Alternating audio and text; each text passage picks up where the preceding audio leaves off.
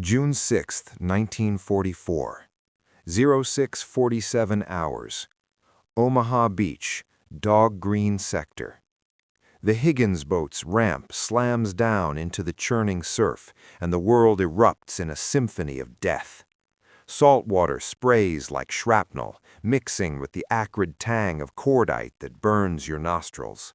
Men, boys really, laden with 60 pounds of gear, plunge forward into waist-deep waves that drag at their boots like invisible hands. Above the roar, the unmistakable chatter of an MG-42 rips through the air, its 1,200 rounds per minute sounding like a chainsaw tearing fabric. Bullets zip overhead, kicking up sand geysers on the beach ahead, where the first wave lies crumpled like discarded rags. Private Vincent Gallagher, 23 years old, from Brooklyn's Red Hook, grips his M1 Garand tighter, but his free hand brushes the unauthorized .45 Colt holstered at his hip, a relic from dockside brawls, smuggled ashore against regs. The boat rocks violently as an 88mm shell explodes nearby, showering the platoon with foam and fragments. "Move! Move!" screams Lieutenant Harlan Brennan, his voice cracking over the din, face pale under his helmet. But as the first men hit the beach, the machine gun finds its rhythm. You can almost feel the heat of the tracers slicing the air, the way they hunt for flesh. Bodies jerk and fall. Private Tommy Walsh, the kid from Boston who shared cigarettes last night, takes one in the chest mid-stride, collapsing into the shallows with a gurgle. Blood blooms in the water like ink. Gallagher ducks behind the ramp's edge, heart pounding against his ribs, tasting bile. The beach is a slaughter pen, 300 yards of open sand to the seawall, pocked with craters and barbed wire, under the withering fire from concrete bunkers perched on the bluffs. The Germans have zeroed in every inch. "Suppressive fire!" bellows Platoon Sergeant Elias Hoff, a burly dairy farmer from Wisconsin, popping up to unleash a burst from his bar. But the MG-42 answers, stitching holes across his position. Hoff's helmet spins away, half his face gone in a red mist. He slumps, twitching. In those first frantic minutes, 42 men die. The gun nest, WN-72, commands the sector with interlocking fields of fire, its crew reloading belts with mechanical precision. Artillery from the USS Texas thunders offshore, but the shells fall short or wide, cratering the beach instead of the emplacements. Radios crackle with static, calls for naval support drowned out by screams. Gallagher presses his cheek to the cold metal of the boat, sand grating under his knees, watching as Brennan rallies a squad for a charge. "On me! Fix bayonets!" The lieutenant surges forward, only to crumple 20 yards out, clutching his throat as blood sprays between his fingers. The platoon falters, pinned down amid the wreckage of landing craft and the moans of the wounded. You imagine the terror, the weight of your pack pulling you under, the sand shifting like quicksand, every breath a gamble against the next burst. Gallagher's 9 races. Standard doctrine drills into them, fire and maneuver, bounding overwatch, suppress and assault. But here it's suicide. The dead ground, that narrow strip where the gun's elevation can't reach, whispers possibility. His fingers itch for the pistol, the tool of close-quarters desperation from Brooklyn alleys. But who would listen to a private's wild idea amid this hell? As the MG-42 cycles another belt, claiming more lives, a desperate thought takes root. What if doctrine isn't enough? The gun falls silent for a reload, 3 seconds of eerie quiet broken only by waves and cries. Then it roars again, sealing the fate of another wave. Gallagher's eyes lock on the bunker slit, 70 yards distant. Something has to give. The MG-42 chatters again, a brief, vicious burst that kicks up sand mere feet from where Gallagher lies prone behind a shattered Belgian gate obstacle. Shrapnel pings off the metal like hail on tin. He counts the seconds, reload, always 3 to 5 if the crew is good, and these bastards are good. The gun falls silent, and in that fragile pause, Gallagher crawls forward on his belly, inch by agonizing inch, through the blood-warm shallows where bodies bob like driftwood. Around him, the remnants of A Company huddle in shallow depressions, faces etched with the hollow stare of men who've seen too much, too fast. Sergeant Mike McKinney, a tough Irishman from Chicago with a perpetual scowl, spots him moving. "Gallagher, you crazy son of a bitch, get back here! What the hell are you doing?" His whisper carries over the moans of the wounded, sharp with disbelief. Vincent doesn't stop. He sheds his pack first, then his web belt, heavy with grenades and ammo, anything that like snag or clank. All he keeps is the .45 Colt on his hip, the one he carried through training at Camp Carabel, the one the guys ribbed him for polishing like it was going to win the war single-handed. Pistol Pete, they called him, back on the troop ship, laughing over poker games. Gonna take Berlin with that pea-shooter, Vinny? Now, as he slithers forward, leaving his M1 Garand buried in the sand, he can almost hear their mockery echoing amid the shell bursts. You feel the grit grinding into your elbows, the cold seep of seawater soaking your fatigues, the way each breath tastes of smoke and fear. 70 yards to the bunker, 70 yards of open beach under that gun's traverse. But the bluff rises steep ahead, creating a sliver of dead ground where the MG's elevation can't depress low enough. Doctrine says assault with fire teams, suppress and flank, but there's no one to suppress with. Radios are drowned, officers dead or dying. It's just him, the pistol, and a gamble born of Brooklyn street smarts. Get close enough, and a .45 beats an MG-42 any day. McKinney hisses again, louder now, crawling after him a few yards. "You're throwing your life away, kid. That thing's got interlocking fire. Come back." A few others chime in, voices cracking. "He's nuts. Pistol only? We'll be scraping you off the sand." Mockery laced with terror, the kind men use to mask their own paralysis. Gallagher pauses just long enough to glance back, his eyes fierce under the rim of his helmet. "Somebody's got to shut that bastard up. Cover me if you can." He pushes on, heart slamming like a trip hammer, using every crater, every corpse for cover. The beach is a graveyard of twisted obstacles, Czech hedgehogs, tetrahedrons, ramps slick with gore. Bullets whine overhead as another gun joins the chorus from a flanking nest, but WN-72's killer remains the primary reaper. Gallagher reaches the shingle, that narrow band of pebbles at the base of the seawall, and presses flat as a fresh wave of fire stitches the air above him. Behind, a handful of men watch in stunned silence. No one follows yet. The mockery hangs unspoken now. Pistol crawl, they'll call it later, if any survive. But as Gallagher begins the slow ascent into the scrub and grass of the bluff, worming through barbed wire tangles that snag his sleeves, something shifts in the pinned survivors below. A spark. If this fool from Red Hook can move. The MG-42 roars once more, hunting for targets.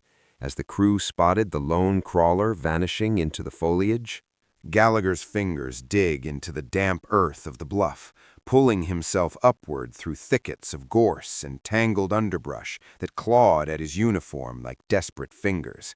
The incline is steeper than it looked from below, nearly 100 feet of crumbling chalk and clay, pocked with craters from the naval barrage that mostly missed its mark. Each movement is deliberate, silent. The .45 tucked securely in its holster bumps against his thigh, a reassuring weight amid the chaos. No rifle now, just the pistol. 7 rounds in the magazine, 1 in the chamber. Brooklyn close quarters logic. Get in tight, where the MG can't swing fast enough. You taste the salt on your lips, feel the burn in your shoulders as you imagine hauling yourself up that same slope, breath shallow to avoid detection. Below, the beach is a distant roar, waves crashing over bodies, sporadic rifle fire from the pinned men, the occasional thud of a mortar round walking the shingle. But up here, closer to WN-72, the world narrows to the scrape of boots on dirt, the rustle of leaves. The crew inside that bunker hasn't spotted him yet. Their fire sweeps the open sand, not the shadowed flank they're blind to. He pauses behind a clump of bushes, peering through the foliage. There it is, the concrete embrasure, a dark slit no wider than a man's torso, the MG-42's barrel protruding like a venomous snout. Smoke curls from recent bursts. Voices drift out, German, clipped and urgent. "Schnell, der Gürtel!" one shouts, as they slam another 250-round belt into the Lafette mount. 3 men, maybe 4, gunner, assistant feeding the belt, a spotter calling ranges, standard crew for a sustained fire position. Gallagher's pulse steadies. He's hunted rats in Red Hook warehouses with less. The dead ground ends here, 20 yards of open grass to the bunker's rear entrance, a low trench line snaking toward it.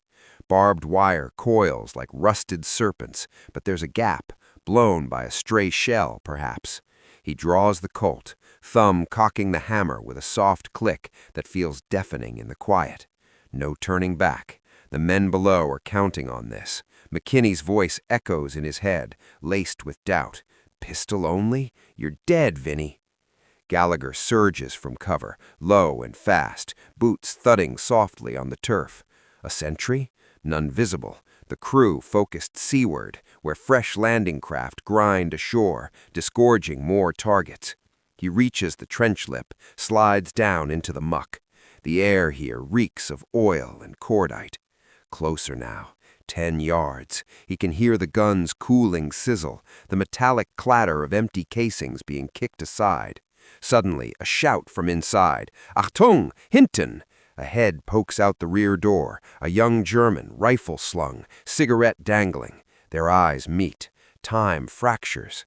The kid's hand fumbles for his Mauser. Gallagher's .45 barks first, once, twice, center mass. The impact spins the sentry back into the bunker, a guttural cry echoing off concrete walls. The MG-42 falls silent mid-burst. Has the crew heard? Are they turning? The sentry's body hits the concrete floor with a wet thud, blood pooling beneath him like spilled ink. Gallagher doesn't hesitate. Momentum is everything now. He vaults through the low rear door, .45 raised in a two-handed grip, the way he practiced on makeshift ranges back in England. The bunker's interior is dim, lit by a single bulb swinging from a cord, casting shadows that dance across sweat-streaked faces. The air is thick with the metallic stench of gunpowder and hot oil, the MG-42's barrel still glowing faintly from sustained fire. 3 men whirl toward him. The gunner, a wiry Oberger fighter with a weak stubble, lunges for the spade grip of the machine gun, trying to traverse it inward. Too slow in the cramped space. Gallagher fires, once, center chest. The .45's heavy slug punches the man backward into the ammunition crates, belts spilling like brass serpents. The assistant gunner, younger, eyes wide with shock, fumbles for a Luger on his belt. Gallagher pivots, squeezes twice. Both rounds find their mark, one in the shoulder, spinning him, the second in the neck. He collapses, gurgling against the wall, hands clawing at the wound. You can almost smell the cordite bloom in that confined hell, feel the recoil jolt up your arms, hear the deafening roar of each shot echoing off reinforced concrete. The spotter, a burly Feldwebel, older, scarred from the Eastern Front, charges with a trench knife flashing. No time to aim. Gallagher sidesteps, the blade slicing air where his throat was a heartbeat before. He drives the Colt's muzzle into the man's gut and pulls the trigger point blank. The muffled boom folds the German in half, driving him to his knees. A final round to the temple ends it. Silence falls, broken only by the distant thunder of the beach and the drip of blood on concrete. 4 men down in under 10 seconds. Gallagher's ears ring, hands trembling as adrenaline surges. Empty casings roll underfoot. He ejects the spent magazine, slams home his spare. 7 more rounds. The MG-42 sits abandoned on its tripod, belt half-fed, barrel steaming. Through the firing slit, he glimpses the beach below. Men still pinned, but the murderous enfilade from this nest has stopped. For the first time since the ramps dropped, a pocket of quiet opens on Dog Green. He grabs a German stick grenade from the dead assistant's belt, potato masher, reliable, primes it. But voices echo from the connecting trench, reinforcements, another crew from WN-71 rushing to investigate the sudden silence. Footsteps crunch closer, urgent shouts in German.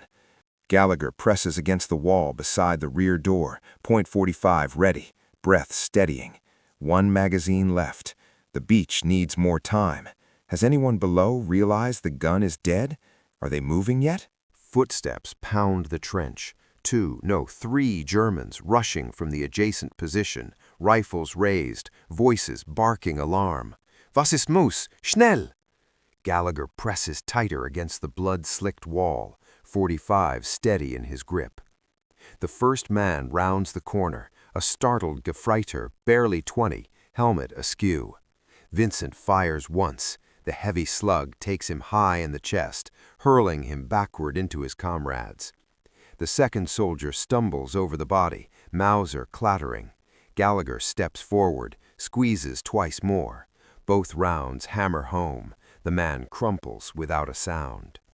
The third, a wiry Unteroffizier, raises his MP40 in a desperate burst, muzzle flashing in the dim trench.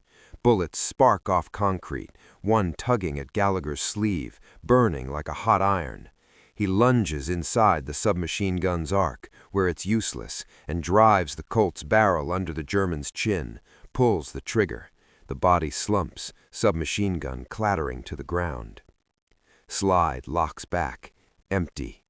8 Germans down, and Vincent Gallagher is out of ammunition. You feel the sudden hollowness in your hands, the ringing silence after the thunder. No more shots from WN-72. Below, on the beach, something changes. The murderous sweep of fire that has held Dog Green in a vice for nearly an hour is gone. Men lift their heads from the sand. Sergeant McKinney is the first to realize it. The devil's chainsaw has stopped. Jesus Christ, the gun's quiet! His voice carries over the shingle, hoarse but alive with hope. Heads turn, eyes search the bluff. A few spot the lone figure silhouetted at the bunker's embrasure, Gallagher waving his empty Colt like a signal flag. He grabs a fallen German helmet, hurls it out the firing slit so it tumbles visibly down the slope. A message, it's dead, come on.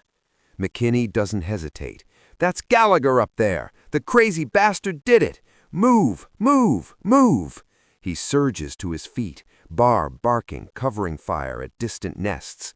The remnants of A Company rise with him, 20, 30 men, charging the seawall, blowing gaps in the wire with Bangalore torpedoes.